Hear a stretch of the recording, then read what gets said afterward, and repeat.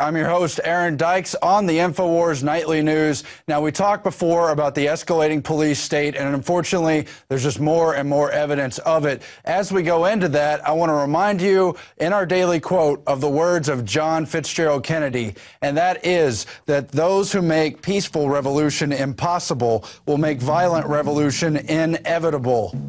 And we turn now to our news and see that this is in fact surely happening, because new microchip knows your location to within centimeters. That's on new smartphones, a new chip they're going to be putting in there. Forget the chip on your forehead.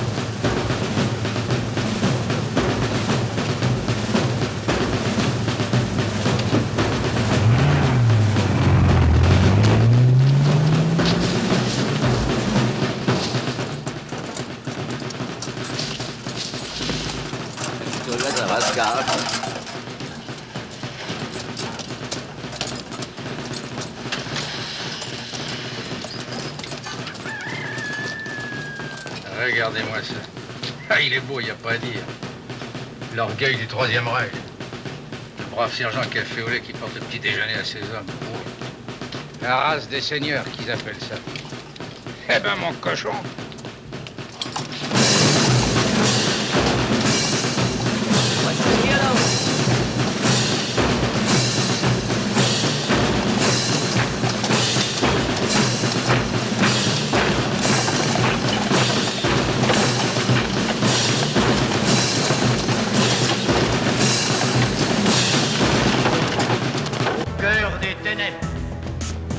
Profond de la nuit, il ne faut jamais désespérer. Gardons notre foi intacte, inébranlable. Pour chacun de nous, la délivrance approche.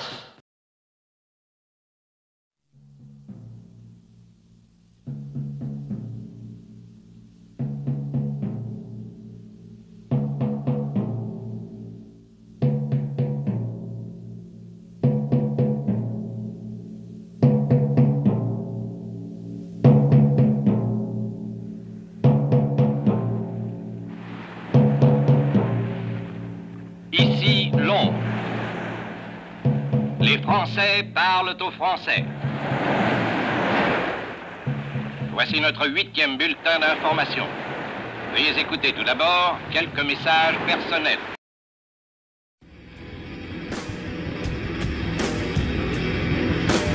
Big Brother, mainstream media, government cover-ups. You want answers? Well, so does he.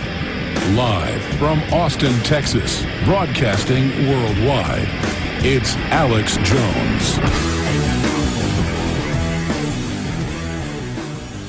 May Day was a day that brought hundreds of thousands worldwide out in the streets to stand for economic justice. But out of all the retelling of May Day's historical roots, one disturbing event has been kept out of the dialogue, and for good reason. Did you know that on May Day in 1971, the Army herded 7,000 protesters into a stadium-turned-prison camp right here in Washington, D.C.? Well, that was back in the 1970s, and a lot's changed since then, right? Well, not exactly. The infamous incident of the U.S. military interfering in local law enforcement operations leads us to a recently released DoD document called, quote, Internment and Resettlement Operations. The manual outlines policies for processing detainees in internment camps inside and outside of the U.S., including the re-education of detainees to ensure their integration back into society. So is this a hyperbolic situation of the worst-case scenario, or does this manual shed a light on what's to come in the U.S.? To help me answer some of those questions, I'm joined now by Alex Jones, host of The Alex Jones Show. Hey, Alex. So the government writes lots of memos about hyperbolic situations that never really come to fruition. Why is this one so different? Sure, that's a good question. This is not just a contingency plan. In the 60s, 70s, 80s, we had Rex 84 and other plans. Now there's been a massive ratcheting up and billions of dollars a year being spent in the last decade or so to actually take old military bases under the Civilian Inmate Labor Camp Program, under the Emergency Centers Establishment Act, and to prepare them for, quote, emergencies. But I've been to the drills and noticed that they were training with the role players to put American political dissidents in them. They always tell the media that it's for disasters domestically or foreign wars, and putting people in camps like Abu Ghraib in Iraq or Camp X-Ray in Cuba.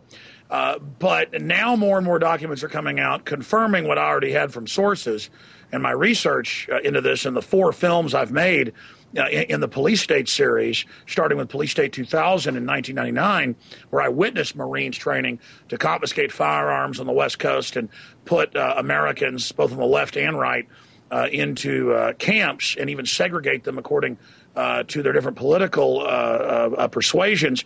Now we have an Army document that dovetails with huge increased spending, hiring tens of thousands of people in the military to specifically be internment camp officers.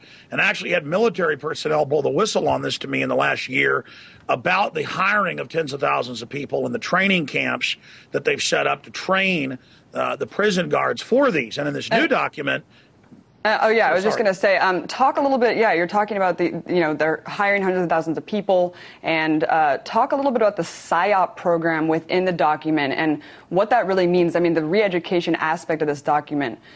Should people care about that? Explain a little bit more about that. Exactly. That's what's sensational about this, is they went from saying there aren't camps to, okay, we're building a bunch of them and manning them. And they have other contracts to prepare for private contractors to be ready within 70 hours or so to be able to fully man the camps that are already built.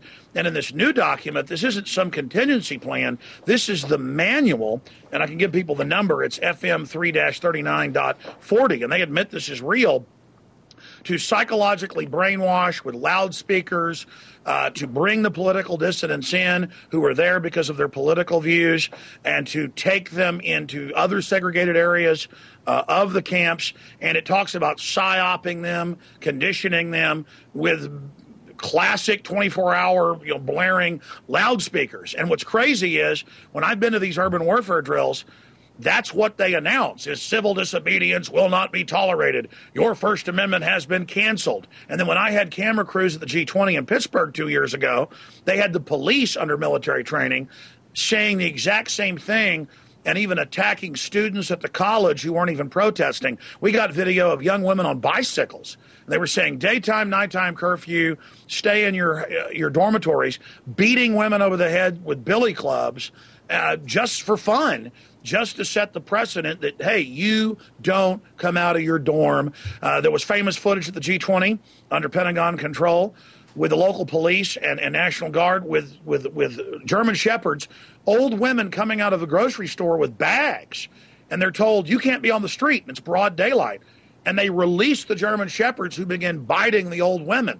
I mean, this is just absolutely off the charts. Even the most authoritarian states don't act like this. And the social controllers, the big banks that have taken over this country, and their collaborators in the police and military are openly trying to train the police and military to be attack dogs. And now we've got North Korean-style gulags with re-education camp manuals right out of the most authoritarian regimes this world has seen. This really proves... What does the reintegration even mean? I mean, how can they be sure that someone's ready to be reintegrated into society? It just seems like an interesting concept to explore. What do you think that means? I mean, what will that entail? Well, we know what happens in classical re-education camps. They get people within the camps to turn against those that are picked out to be persecuted, and really it's about the mass of people getting into serving the camp guards and being collaborators. Those that are chosen as the political dissidents to be tortured and abused and broken, they're generally kept for decades or put in slave labor. They're never to be released. The real secret of a re-education camp under the Soviet Nazi model Khmer Rouge model. I mean, all systems that have become authoritarian have done this.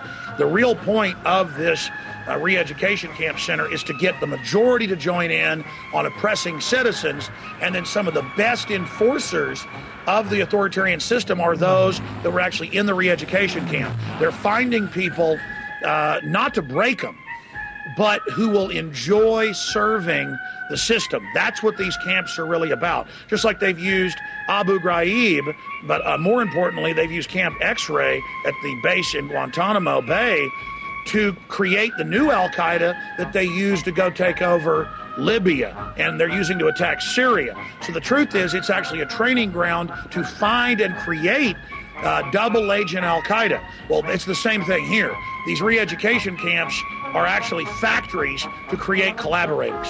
Alex, I wanted to talk a little bit about the memo where it says that it invokes a special restriction on the Posse Comitatus Act, but I thought that Bush in the John Warner Defense Authorization Act of 2007 already suspended the Posse Comitatus Act. I was wondering if you can explain what that exactly means to civilians. Well, I got to say, from all the RT shows I've done that are excellent, you are asking the best questions. It's 300 plus pages. It actually states that, well, there is Posse Comitatus, but the president can suspend that. So at all intents and purposes, it's already suspended. Kind of like Congress told Obama, you've got to get authorization to launch a war in Libya. And he said, I don't need that anymore. And so they talk about Posse Comitatus, but only to state it's hollow and dead. And yes, the John Warner Defense Authorization Act, the NDAA, all of these just further suspend Posse Comitatus, the 1878 law, barring the military being used on the streets of America.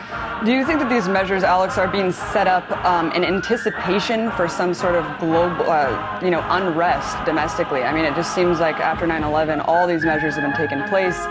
Why? What is the purpose of ushering them in so quickly? The NDAA, John Warner, this. What do you think they're preparing for? Well, we've seen The Economist magazine, Time magazine, you name it, say Bank of the World, technocrats, the world will no longer have freedom. They brag Goldman Sachs has conquered Europe, Goldman Sachs has conquered us by having our politicians sign on to the impossible to pay quadrillion plus derivatives. And so they're getting us ready for a total engineered collapse, where those that collapse the society to re-engineer it pose as the savior. And so that's why they've taken old contingency plans and things they beta tested back in the 70s and 80s and have put it on a war footing and just ramped it up 500%. I mean, it is just, it's not just this document, it's billions a year now in the public bids for companies to supply the barbed wire, the private security, the interrogators. I mean, it's all there. You just have to look at each document and put them together, and it is frightening. It is interesting, Alex, and it is also worth noting that the government has said that it's not a matter of if, but when there will be a digital terrorist attack, and that could explain the crackdowns on the internet and the fight that we're seeing on that front. That was Alex Jones, host of The Alex Jones Show.